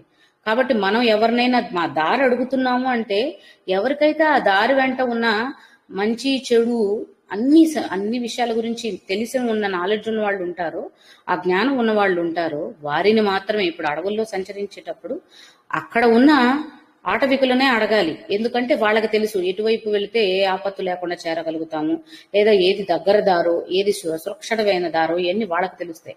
అప్పుడు వాళ్ళని అడిగి వాళ్ళు వెళ్ళొస్తున్న మార్గాలని ఎంచుకొని అందులోనే వాళ్ళు రోజు వెళ్తున్నారు కాబట్టి అటు వెళ్ళిపోతే మనం సునాయాసంగా చేరుకుంటాం.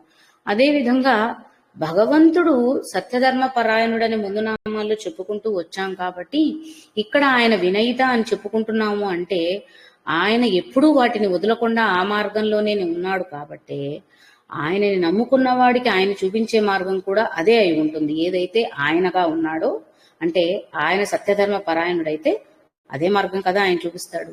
అప్పుడు ఆ మార్గంలో నడిచిన వారికి ఆయనే దక్కుతాడు. అలా మనం ఇక్కడ మార్గం చూపించేవాడు అన్న అర్థాన్ని లేదా నడిపించేవాడు అన్న అర్థాన్ని గ్రహించవచ్చు అన్నమాట. తర్వాత సాక్షి అన్న నామం తీసుకుంటే, సాక్షి అంటే ఏంటండి? ప్రత్యక్ష సాక్షులు అని అంటూ ఉంటాం కదా కోర్టులో కేసుల్లో చెప్పేటప్పుడు. అంటే ఏదైనా ఒక పని జరుగుతున్నప్పుడు ఆ స్థలంలో, ఆ ప్రదేశంలో, ఆ సమయంలో ఉండి అదంతా చూసినవాడు ప్రత్యక్ష సాక్షి అవుతాడు. కాబట్టి భగవంతుడు విశ్వరూపముగా ఉన్నాడు అని ఇందాకే మనం చెప్పుకున్నప్పుడు, విశ్వమంతా తానే ఉన్నాడు అని అన్నప్పుడు ఆ విశ్వమంతా వ్యాపించి ఉన్న భగవతత్వాన్ని ఇక్కడ సాక్షి అని చెప్పుకోవచ్చు. ప్రతి చోట ప్రతి అణువులోనూ ఆయన ఉన్నాడు కాబట్టి, అంతా దానిని చూస్తూనే ఉన్నాడు కాబట్టి ఆయనని సాక్షి అని చెప్పుకుంటున్నాం అన్నమాట. ఎందుకంటే ఆయన మాయాతీతుడు. మనం ఆ మాయా ప్రలోభాల్లో పడితే లేనిది ఉన్నట్లుగా ఊహించుకోగలం, ఉన్నది కూడా లేనట్టు భ్రమించగలం. కానీ ఆయన ఈ మాయలన్నింటికీ అతీతంగా ఉన్నాడు కాబట్టి ఏది ఉన్నదో, ఏది నిజమైనదో అదే ఆయనగా చూడబడుతుంది. ఆయన భ్రమకు లోనబడు కదా, అనుకున్నాను ఉన్నదేమోనని కానీ లేకపోయి ఉండొచ్చు అని అంటాం ఒక్కొక్కసారి. లేదా ఎందుకో నాకు బాగా ఇక్కడే చూసినట్టు అనిపించింది కానీ కనిపించట్లేదు అనేది వస్తువు గురించి వెతికినట్టు అనిపిస్తుంది. అంటే అది ఉన్నదన్న భ్రమ మనకు కలిగింది, ఉందో లేదో మనకు తెలియదు. అదే ఆయనకు అనుకోండి, అది అక్కడ లేదన్న విషయం ఆయనకు తెలుసు, లేదా అది ఎక్కడ ఉందో ఆయనకు తెలుసు, అంత ఖచ్చితత్వం ఉంటుందన్నమాట. కాబట్టి ఆ విధంగా ఆయనని సాక్షి అని చెప్పుకుంటున్నాం. అందువల్లనే భగవంతుడు ఉన్నాడు కాబట్టే సాక్షిభూతుడుగా అందరం ఒళ్ళు దగ్గర పెట్టుకొని ప్రవర్తించాలి. అందరి యందు ఉన్నవాడు సాక్షిగా అంటే ఎక్కడున్నాడు అంటే లోపల, బయట, పైన, కింద, ఇక్కడ, అక్కడ అని లేనే లేదు. సర్వం వాసుదేవమయం అన్నప్పుడు అన్ని చోట్ల తానే ఉన్నాడు అని చెప్పుకోవడం అన్నమాట. అలాగే వినయిత సాక్షి అనేది కలిపి అర్థం చేసుకుంటే, వినయిత అన్నప్పుడు ఒక అర్థం, సాక్షి అన్నప్పుడు మరొక అర్థం మామూలుగా చెప్పుకున్నాం కదా. వినయిత సాక్షి అని కలిపి ఎలా చెప్తున్నారు అంటే, మనం ఇందాక అనుకున్నాం, ధర్మపరాయణులుగా ఉన్నవారి కూడా అహింస, సత్య మార్గంలో నడవడం, అందరి మీద ప్రేమ, దయ, కరుణ ఇలాంటి సత్లక్షణాలన్నీ ఉన్నప్పుడు వాళ్ళు సద్గుణ సంపన్నులు అని చెప్పబడతారు. అటువంటి భక్తుల యొక్క వినయ సంపదను చూచి ఆనందించేవాడిగా ఆయనని చూచి ఆనందించటం, అది సాక్షితత్వాన్ని సూచిస్తుంటే, ఆ వినయ గుణాలు ఎవరి దగ్గర? ఆయన భక్తుల దగ్గర ఉన్న వినయ గుణాలు. మనం వినయిత సాక్షి విడివిడి నామాల్లో ఎలా అర్థం చేసుకున్నాం? ఆయనకున్న వినయ స్వరూపం గురించి అర్థం చేసుకున్నాం. ఆయన ఎలా సాక్షిభూతుడుగా ఉన్నాడు అనేది అర్థం చేసుకున్నాం. రెండు కలిపి చెప్పుకుతున్న నామాల్లో ఎలా చెప్తున్నారంటే, తన భక్తులలో ఉన్నటువంటి దయ, కరుణ, లేకపోతే శాంతితత్వం, అహింసా గుణం, ఈ దివ్య గుణాలు ఏవైతే ఉన్నాయో వీటినే వినయ సంపదలు లేదా వినయ లక్షణాలు అని చెప్పుకుంటాం. కాబట్టి అటువంటి వాటన్నింటికీ సాక్షిభూతుడుగా తాను ఉన్నాడంటే వాళ్ళందరినీ ఆయన చూస్తున్నాడు అని చెప్పటం అన్నమాట. ఇది వినయిత సాక్షి కలిపితే వచ్చేటువంటి మరొక అర్థం. తర్వాత నామం ముకుందః, ముక్తిని ప్రసాదించేవాడు, మోక్షమునిచ్చేవాడు ముకుందః. సర్వధర్మాన్ పరిత్యజ్య మామేకం శరణం వ్రజ అహం త్వా సర్వపాపేభ్యో మోక్షయిష్యామి మా శుచః. అన్ని ధర్మములను, కర్తవ్యములను ఏది చేసినా కానీ తనకి సమర్పించి, భగవంతుడికి సమర్పించి, సర్వశక్తిమయమైనటువంటి, సర్వాధారమైనటువంటి పరమేశ్వరుణ్ణి శరణు జొచ్చిన వాళ్ళని మామేకం శరణం వ్రజ, నన్ను మాత్రమే శరణు జొచ్చిన వారిని వాళ్ళ పాపముల నుండి ఎప్పుడూ కూడా విముక్తి గావిస్తాను, వాళ్ళు బాధపడనవసరం లేదు అని శ్రీకృష్ణ పరమాత్ముడు భగవద్గీతలో చెప్పాడు. సర్వధర్మాన్ పరిత్యజ్య మామేకం శరణం వ్రజ. ధర్మములను వదిలేయమంటే ధర్మ మార్గంలో వెళ్ళొద్దని కాదండి.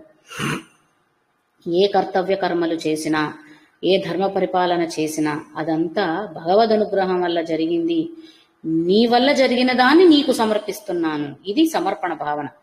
పరిత్యజ అంటే వదిలేయమని కాదు, ధర్మ మార్గంలో వెళ్ళొద్దను, అది అవసరం లేదనో చెప్పటం కాదనమాట. ఇలాంటి అంటే మొత్తం స్తోత్రంలో నుంచి చిన్న చిన్న పదాలు తీసుకుని వాటిని వాళ్ళకి అనుగుణంగా మార్చుకొని అలాంటి అర్థాలు చెప్పి వక్రీకరించి మాట్లాడుతున్న వాళ్ళు కూడా చాలా మంది సొసైటీలో ఎక్కువైపోయారు కాబట్టి చెప్తున్నాను అనమాట. అన్ని ధర్మ పరిపాలన చెయ్యి, కానీ ఆ ధర్మ పరిపాలన చేస్తున్న క్రమంలో గుర్తుపెట్టుకోవాల్సినది, ఆ భగవంతుడు ఇచ్చిన ధర్మ మార్గములో నడుస్తూనే ఇది నేను చేయగలుగుతున్నాను కాబట్టి దీని యొక్క ఫలితాన్ని కూడా భగవంతుడికే సమర్పిస్తున్నాను అనేటువంటి సమర్పణ భావనతో ఉన్న భక్తుడి యొక్క, అలాంటి శరణాగతి వేడిన భక్తుని యొక్క పాపకర్మలన్నింటినీ తొలగించి వారికి ముక్తిని ప్రసాదిస్తాను. అహంత్వా సర్వ పాపేభ్యో మోక్షయిష్యామి మా శుచః. వాళ్ళ పాపాలన్నింటినీ కడిగేసి వాళ్ళకి విముక్తిని కలిగిస్తాను అని మాత్రమే పరమాత్మ చెప్పాడు. కాబట్టి ఆ అహంకారపూరితమైనటువంటి భావన ఎప్పుడైతే ఏదన్నా అంటే దానగుణం ఉన్నప్పటికీ కూడా నేనే ఇంతటి గొప్ప దానం చేశాను, నాకంటే గొప్ప దానకరులు ఎవరు ఉండరని చెప్పుకుంటారు, అది ఫలితాన్ని కోల్పోయినట్టు అనమాట. అలా చెప్పుకున్న వాళ్ళు. అందుకని కుడి చేతితో ఇచ్చిన దానం ఎడం చేతికి తెలియకూడదు అని అన్నారు. అంటే ఇచ్చే చేతికి తెలిస్తే చాలు, తీసుకుంటున్న చేతికి తెలిస్తే చాలు, ఎడం చేతికి సంబంధం లేదు కదా. అంటే ఒక శరీరంలో ఉన్న ఒక భాగం చేసే పని ఇంకొక భాగానికి కూడా తెలియకూడదు అంటే అది ఎంత గుప్తమైన విషయం. అలాంటి దాన్ని ఇప్పుడు ప్రజెంట్ కాలంలో సోషల్ మీడియాలో వచ్చాక మేము వృద్ధాశ్రమంలో ఇవి చేశాము, లేకపోతే అనాథులకు ఇవి పంచిపెట్టాము, రోడ్డు పక్కన ఉన్న వాళ్ళకి ఇవి పెట్టాము అని నిజంగా ఇచ్చారో లేదో కూడా తెలియకుండా బలవంతంగా ఫోటోలు వీడియోలు తీసి సోషల్ మీడియాలో పెట్టి గొప్పగా చూపించుకుంటున్నారు వాళ్ళని వాళ్ళు. లేదా ఇంకా కొంతమంది దేవాలయాలకి ఏమన్నా దాన ధర్మాలు చేసినా మేము ఇన్ని కోట్లు ఇచ్చాము, అన్ని లక్షలు ఇచ్చాము, ఇంత పెద్ద పెద్ద ఆభరణాలు చేయించామని ఫోటోలకు పోజులు ఇస్తున్నారు చూడండి. కానీ అవన్నీ వదిలేయమని చెప్తున్నాడు. నువ్వు చేసిన దాన్ని వదిలేసి నాతో నన్ను నమ్మితేనే అది సర్వస్వ శరణాగతి అవుతుంది అని ఆయన చెబుతుంటే, నేను చేసిన దాన్ని పట్టుకొని నేనే ఎలాడుతుంటే ఇంకా నేను ఆయన భగవంతుని సర్వస్వ శరణాగతి వేడినట్టు ఎట్లా అవుతుందండి? అది నాది అన్న ఉద్దేశంతోనేగా అక్కడ కూడా ఉన్నాను. ఇప్పుడు అది నేను పట్టుకొని ఫోటో దిగినా, నా పేరుని 100 మందికి చెప్పుకుంటున్నా, అక్కడ అర్థం ఏమిటి? అది నాది అన్న భావనలో నేనున్నానని. ఆ భ్రమే కదా వదిలేయమన్నాడు. అన్నీ నేను ఆయన చేస్తున్నాడు, ఆయన ద్వారా చేయించబడుతున్నది ఇది అని అనుకున్నప్పుడు మనం పట్టుకొని వేలాడేది ఏమి ఉండదు. కాబట్టి పాపాలైనా పుణ్యాలైనా ఏవి కూడా మన ఖాతాలో ఉండకూడదు. ఆయన ద్వారా చేయించినవి ముందు అసలు పాపాలే చేయొద్దు. తెలిసి తెలియక ఏమైనా చేసినా కానీ అవన్నీ కూడా మన దగ్గర అట్టి పెట్టుకోవద్దు. అందుకనే ఒక స్తోత్రం చదివితే కూడా తప్పులు ఒత్తులు పల్లులు తప్పులు పలికానేమో క్షమించయ్యా అని క్షమా ప్రార్థన ఒకటి చేసుకుంటున్నాం, అంతేనా?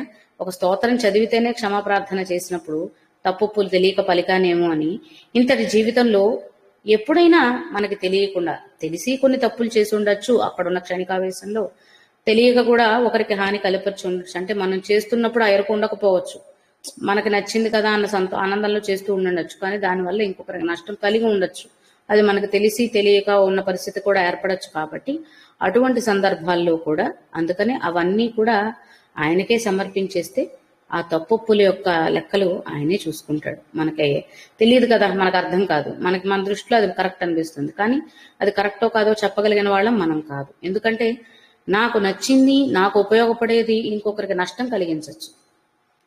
నేను లాభం పొందుతున్నాను, కానీ దానివల్ల ఇంకొకరు నష్టపోతున్నారు. ఒక వ్యాపారమే ఉంది, ఒకడికి అధిక లాభాలు సంపాదించుకుంటున్నాడు అంటే దాని ద్వారా ఇంకొకరిని నష్టపరుస్తున్నాడు అనేది ఇప్పుడు ఒక రకమైన వ్యాపారం చేసి 2 వ్యాపారస్తులు ఉన్నప్పుడు ఒక వ్యాపారస్తుడికి వాడి తెలివితేటల వల్ల మంచి లాభాలు చేకూరుతున్నాయి, ఇంకొక వ్యాపారస్తుడికి జరగట్లేదు. జరిగే కొంచెం 1-2 వ్యాపారం కూడా ఈయన మీద ఎప్పుడైతే గొప్పగా ఉన్న వ్యాపారస్తుడి మీద నమ్మకం కలుగుతుందో వాళ్ళు కూడా ఇటువైపుకు వెళ్ళిపోతుంటే ఇంకొక వ్యాపారికి నష్టమే జరుగుతుంది. అది కావాలని వ్యాపారస్తుడు చేయలేదు, ఆయన తెలివితేటలు ఆయన అక్కడ నిలబెట్టినాయి. అది ఆయన తప్పు అవ్వదు కదా. అందువల్ల అటువంటివన్నీ కూడా ఆ భగవదర్పణ చేసేసి సర్వస్వ శరణాగతి వేడిన వారికి ఎటువంటి పాప పుణ్యాలు తాకవు అని చెప్పే ఉద్దేశం అన్నమాట. ఆ విధంగా మోక్షాన్ని ప్రసాదించగలిగిన వాడు ఆయన అని ముకుంద అని అర్థం చేసుకుంటున్నాం.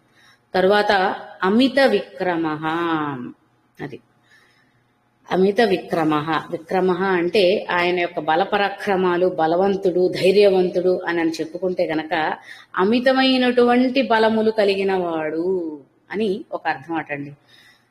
ఈ అమితమైన బలములు కలిగిన వాడు అని అంటే యంత్రతంత్రాది క్రతువులన్నీ ఎటువంటి పూజలు చేసినప్పటికీ, ఎటువంటి ఆరాధనలు చేసినప్పటికీ వాటన్నింటినీ స్వీకరించగలిగినటువంటి బలం కలిగిన వాడు అన్న ఉద్దేశంలో కూడా ఇక్కడ చెప్పడం జరిగిందనమాట. మరి ఆయన అంత బలపరాక్రమంతుడు కాకపోతే మనలాంటి వారందరూ ఈ విధంగా పాపం పెరిగిపోయే విధంగా కుప్పలుగా ఇన్ని తప్పుల పనులు చేస్తున్నా వాటన్నింటినీ భరించగలుగుతూ ఇంకా మనల్ని మోస్తూనే ఉన్నాడు అంటేనే ఆయన అమితమైన బలపరాక్రమవంతుడు అని అర్థమవుతుంది కదండి. ఓర్పు సహనం ఒకటైతే శక్తి కూడా కావాలి కదా. ఓర్పు ఉంటే కొంతవరకు భరిస్తాం, ఆ శక్తి ఉంటే ఇంకొద్ది ఎక్కువసేపు భరిస్తాం. అదే శక్తి నశించింది అనుకోండి, ఓపిక కూడా సన్నగిల్లుతుంది కదా. కాబట్టి ఆ విధంగా అమిత విక్రమ అని ఒక అర్థం చెప్పుకోవచ్చు. మనం ఇందాక నుంచి చెప్పుకుంటున్నాం, మోహిని అవతారంగా చెప్పుకున్నప్పుడు ముందు కూర్మావతారముగా ఉండి ఆ పర్వతాన్ని మోస్తూ పాల సముద్రాన్ని చిలకడానికి సహాయపడిన వాడు కాబట్టి, అంతటి భారాన్ని మోసిన వాడు కాబట్టి కూర్మావతార రూపంలో కూడా పరమాత్మని అమిత విక్రమ అని అర్థం చేసుకోవచ్చట. అది విక్రమ అన్న నామానికి ఒక రకమైన అర్థం చెప్పుకున్నప్పుడు, ఇంకొకటి క్రమ అన్న శబ్దానికి నడక, అడుగులు, పదములు అని అర్థం చెప్పుకుంటే ఆ ఆ పదక్రమాన్ని సూచిస్తూ కూడా మరొక అర్థం చెప్తున్నారండి విక్రమకి. సారీ,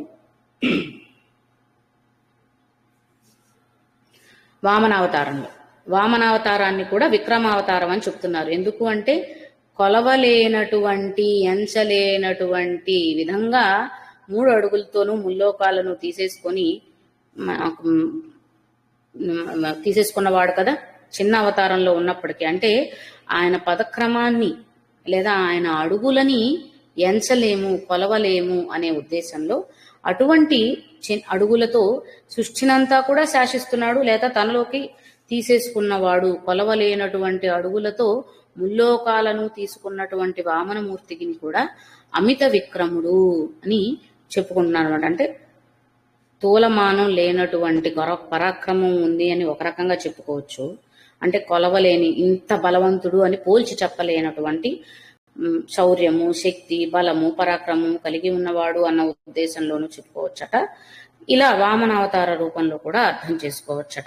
కాబట్టి ఇంతటి సృష్టిలోనూ వ్యాపించి ఉన్నవాడు తానే కాబట్టి అంతటా ఉన్నది కూడా మరి అంత వ్యాపించగలిగాడంటే ఆయన వ్యాపన శక్తి అంత తీవ్రంగా అమితంగా ఉండబట్టే వ్యాపించగలిగాడు. కాబట్టి ఆయనని అమిత విక్రముడు అని అర్థం చేసుకుంటున్నాము. భూమి, ఆకాశం, త్రిగుణములు, త్రిసంధ్యలు ఇలా ఏవి తీసుకున్నా కానీ అన్ని ఆయన స్వరూపాలుగానే, ఆయనే అన్నింటిలోనూ విస్తారంగా వ్యాపించి ఉన్నాడు కాబట్టి పరమాత్మని అమిత విక్రమ అని. అలాగే వామనావతారంలో 3 అడుగులతో ముల్లోకాలను తీసేసుకోగలిగాడు, అంటే ఆక్రమించగలిగాడు కాబట్టి కూడా అమిత విక్రముడు అని అర్థం చేసుకుంటున్నాం. తర్వాత అంభోనిధి.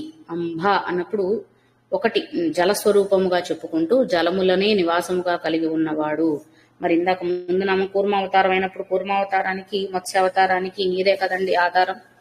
కాబట్టి ఆ జలములనే నివాసముగా కలిగి ఉన్నవాడు అని ఈ అవతారాల్లో చెప్తున్నారు. అదేవిధంగా ప్రళయాంత కాలంలో ప్రళయం రావడము అంటే నీటితో ఉప్పెనల ద్వారానే చూపిస్తారు కదండి మనకి. కాబట్టి ఆ ప్రళయాంతకారంలో సృష్టినంతా కూడా నీటిలోనే పెట్టుకుని ఆ సముద్రంలో అంటే సాగర స్వరూపముగా కూడా అంబోనిధిని చెప్పుకోవడం జరుగుతుంది. అంటే మళ్ళీ భగవద్గీత శ్లోకంలో ఆయన విభూతులు చెప్పినప్పుడు సాగరుడను నేనే అని ఆయన చెప్పుకున్న నామం కూడా ఉంది. కాబట్టి సరసామస్మి సాగర, సరస్సులలో నేనే సాగరుడని అని. కాబట్టి అటువంటి అనంత జలస్వరూపముగా కూడా పరమాత్మని అంబోనిధి అని చెప్పుకోవచ్చట. అదేవిధంగా ప్రళయాంత కాలంలో, సృష్టాంత కాలంలో పునఃసృష్టి కోసం ఈ సృష్టినంతా కూడా జలములోనే తన దగ్గర కాపాడుకుంటూ ఉన్నవాడు కాబట్టి కూడా ఆయనని అంబోనిధి అని చెప్పుకోవచ్చట. అదేవిధంగా మనం మన శరీరాన్ని తీసుకున్నట్లయితే శరీరంలో 70% వాటర్ అని చెప్పుకుంటాం కదండి. మన రక్తం కావచ్చు, ఇవన్నీ కూడా ద్రవ లక్షణాలు కలిగి ఉన్నవే. వాటన్నింటిలోనూ ఉన్న జీవరూపం ఎవరు? పరమాత్మే. కాబట్టి సకల జీవరాశులలోనూ కూడా జల రూపములో ఉన్నవాడు, జలనిధిగా ఉన్నవాడు అనే అర్థంలో కూడా అంబోనిధి అని చెప్తారు. అలాగే అంబస్సులు అని లేదా అంబువులు అని దేవతలు, పితృదేవతలు, మానవులు, అసురులు వీళ్ళందరినీ 4 రకాల వాళ్ళని కలిపి అంబస్సులు అని అంటారట. కాబట్టి ఇటువంటి అంబువులు లేదా అంబస్సులు అందరినీ కూడా తన యందు నిలుపుకున్న వాడిగా అంబోనిధి. నిధి అంటే ఏమిటి? అన్నింటినీ కూర్చి ఒక చోట చేర్చి పెట్టడం, అదే కదా నిధి అంటే. ఎక్కడెక్కడ ఉన్న బంగారం, వెండి, ఆభరణాలు కావచ్చు, ఇంకా విలువైన వస్తువులు అన్నీ కావచ్చు, అవన్నీ కలిపి ఒక దగ్గర పెట్టి ఉంచితే దాన్నే నిధి, ఖజానా ఇలా రకరకాలుగా చెప్పుకుంటూ ఉంటాం. కాబట్టి అటువంటి జలములన్నింటినీ కూడా కలగలిపి ఉన్నవాడు అన్న అర్థంలోనూ సాగరహ అని చెప్పుకుంటున్నాం. అంత జలస్వరూపముగా సకల జీవరాశులలోనూ ఉన్నవాడుగాను ఆయనని చెప్పుకుంటున్నాం. ఇప్పుడు మనం చెప్పుకున్న అంబువులు అనబడేటువంటి దేవతలు, పితృదేవతలు, మానవులు, అసురులు వీళ్ళందరికీ కూడా తన యందే నిలుపుకున్నవాడిగా కూడా ఆయనని అంబోనిధి అని చెప్పుకోవచ్చట.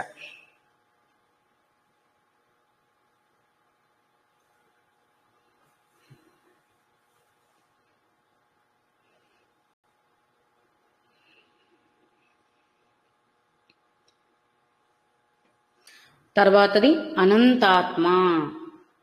సాగర స్వరూపముగా సాగరంలో అందరినీ ఆయనే అట్టి పెట్టుకొని ఉన్నాడు అని అన్నప్పుడు ఎక్కడుంటాడు? మనం ఆ విష్ణుమూర్తిని ఎలా ఊహించుకుంటామండి? మన ఊహల్లో పాల సముద్రంలో అనంత పద్మనాభుడు లేదా ఆదిశేషుడి పైన శయనించి ఉన్నటువంటి ఆ విష్ణు స్వరూపమే మనకి ప్రత్యక్షంగా అయినా మానసికంగా అయినా ఎప్పుడు మనకి స్ఫురిస్తూ ఉండేది. ఆ నామాన్ని లేదా ఆ రూపాన్ని ఈ నామాలన్నింటిలో మనం ఊహించుకునేటువంటి అర్థం చేసుకునేటువంటి ప్రయత్నం చేద్దాం. కాబట్టి ముందు చెప్పుకున్న అంబోనిధి అన్న అపాల సముద్రంలో మనకి ఆ పురాణ కథ ప్రకారం చెప్పుకున్నప్పటికీ కూడా పాలకడలిలో నివసిస్తున్నవాడు అన్న అర్థాన్ని అక్కడ తీసుకుంటే అనంతాత్మ అనంతునిపై శయనించి ఉన్నవాడు, ఆ అనంతునికే ఆత్మస్వరూపంగా ఉన్నవాడు అన్న అర్థాలలో అనంతాత్మ అని తీసుకోవచ్చట. అనంతమైన శక్తి అన్న ఉద్దేశంలో చెప్పేటప్పుడు కూడా అనంతమైన ఆత్మస్వరూపముగా కూడా, అంటే దేశకాల పరిస్థితులన్నింటిలోనూ కూడా సర్వావస్తువులయందు అన్నింటిలోనూ ఉన్న ఆత్మస్వరూపంగా కూడా ఆయనని అనంతాత్మ, దేశకాల వస్తు పరిచ్ఛేదములు ఏవీ లేనటువంటి వాడు. అంటే కాలంతో సంబంధం లేదు, వస్తువు ఇదా అదా అన్న ఆలోచన లేదు, మరింకేది కాదు, అన్నింటిలోనూ ఉన్నటువంటి ఆత్మస్వరూపంగా అనంతాత్మ అని చెప్పుకుంటున్నాం అన్నమాట. దీన్నే ఒకటి కూర్మావతారంగాను అర్థం చేసుకోవచ్చు.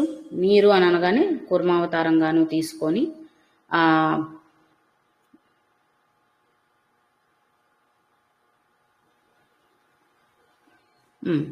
ఓకే. తర్వాత అక్కడ వాసుకిగా, మేరు పర్వతముగా, ఇక్కడ మనం కూర్మావతారం చెప్పుకునేటప్పుడు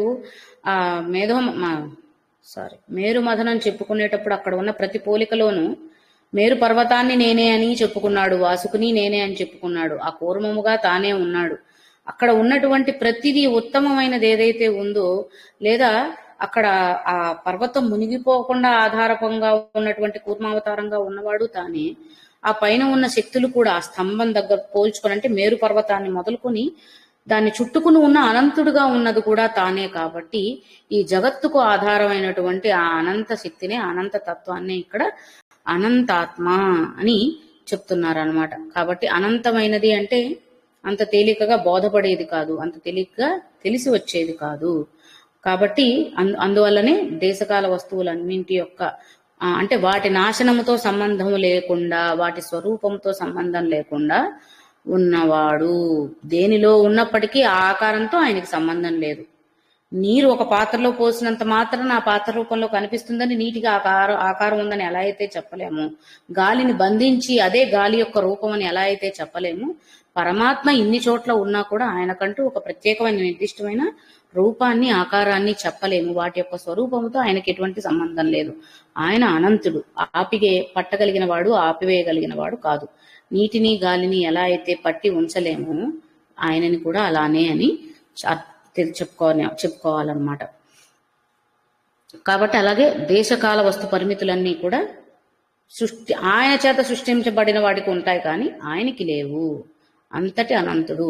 ఆ వస్తువు అక్కడ నశించవచ్చు, ఆ జీవి ప్రాణం అక్కడ పోయి ఆ శరీరం నాశనం అయిపోవచ్చు, కాక లోపల ఉన్న ఆత్మ ఎప్పటికీ కూడా శాశ్వతమైంది. కాబట్టి ఆ తత్వాన్ని మాత్రమే ఇక్కడ మనం అనంతాత్మలో తీసుకోవాలి. ఇంతటి సృష్టి అనగానే ఇంత జీవరాశి అన్నప్పుడు అంతటి జీవరాశిలో ఉన్న ఆత్మతత్వాన్ని మాత్రమే, వాటి యొక్క ఆకారము, వాటి లక్షణ స్వభావాలు కాకుండా వాటి యొక్క ఆత్మతత్వం ఎప్పటికీ శాశ్వతంగా ఉంటుంది. దాన్ని ఇక్కడ అనంతతత్వంగా గ్రహించాలన్నమాట. తర్వాత నామం మహోదధిశయ. మహోదధిశయ, దధి అంటే మళ్ళీ సాగరం అన్నదే అర్థం వస్తుందండి. మనం ఇందాక చెప్పుకున్నట్టు క్షీరసాగరంలో శయనించి ఉన్నటువంటి ఆ విష్ణు పరమాత్మ అవతారాన్ని ఇక్కడ మహోదధిశయ, శయ అంటే శయనించి ఉన్నవాడు, మహాసాగరమందు అని అర్థం వస్తుంది మహోదధి అన్నప్పుడు. కాబట్టి ఆ ఆదిశేషునిపై, అనంత శేషపాన్పుపై పాల సముద్రంలో లేదా మహాసముద్రంలో పవళించి ఉన్నటువంటి శ్రీమన్నారాయణుణ్ణి మనం మహోదధిశయ అని అర్థం చేసుకుంటున్నాం అన్నమాట. అదేవిధంగా ప్రళయాంత కాలంలో ఈ సృష్టి అంతా, జగత్తంతా కూడా ఒకే సాగరంలోకి విలీనమవుతుందటండి. ఆ సాగరంలోనే ఆయన ఉన్నాడట, ఆ మహార్ణవంలోనే ఆయన ఉన్నాడు. అంటే ఆయన ఎక్కడో పాల సముద్రంలో ఉన్నాడు, పాలకడలిలో ఉన్నాడని ఏవో చెప్తున్నాం కదా, అదంతా కూడా ఉన్నాడు అంటే సృష్టినంతా కూడా తన దగ్గర చేర్చుకుని ప్రళయకాలంలో అంటిపెట్టుకొని అక్కడే వాళ్లతో పాటే ఉన్నాడు. తిరిగి పునఃసృష్టి అక్కడి నుంచే మొదలు పెడతాడు అని అక్కడ అర్థం చేసుకోవాలి. తర్వాత నామం అంతకః. అంతకః అంటే అంతం చేసేవాడు, సమస్తమును లయం చేసేవాడు.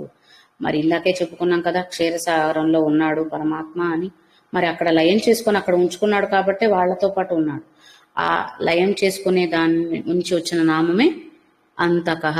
అదేవిధంగా దుష్టులను సంహరించేవాడుగా కూడా అంతకః. దీని నుంచే మనకి తెలుగులో హంతకుడు, హంతక ఈ శబ్దాలు వచ్చినాయేమో అని అనిపించిందండి. అదే అర్థం కాబట్టి ప్రళయాంత కాలంలో సృష్టినంతా అంతం చేసి తిరిగి పునఃసృష్టికి సాధ్యం చేయడం కోసం చేసేవాడు కాబట్టి అంతకః. అంటే పునఃసృష్టి చేయాలంటే ముందు అంతం అవుతేనే కదా, ఏమంటారు, మరణం అనేది ఉంటేనే మళ్ళీ పుట్టుక అనేది ఉంటుంది. మరణమే లేకపోతే పుట్టుక కూడా లేదు. కాబట్టి తిరిగి పునఃసృష్టి కోసం అంత్యకాలంలో అంతటిని హతమారుస్తున్నవాడు కాబట్టి అంతకః అని భగవంతుడిని చెప్పుకోవచ్చట. అదేవిధంగా రాక్షస సంహారం చేసినప్పుడు సృష్టిని, లోకాన్ని కాపాడడం కోసం చేశాడు కాబట్టి ఆ విధంగా కూడా ఆయనని అంతకః అని అర్థం చేసుకోవచ్చట. అంతం కరోతి భూతానామితి అంతకః. భూతములన్నింటినీ అంతం చేసేవాడినే అంతకః అని చెప్పవచ్చు.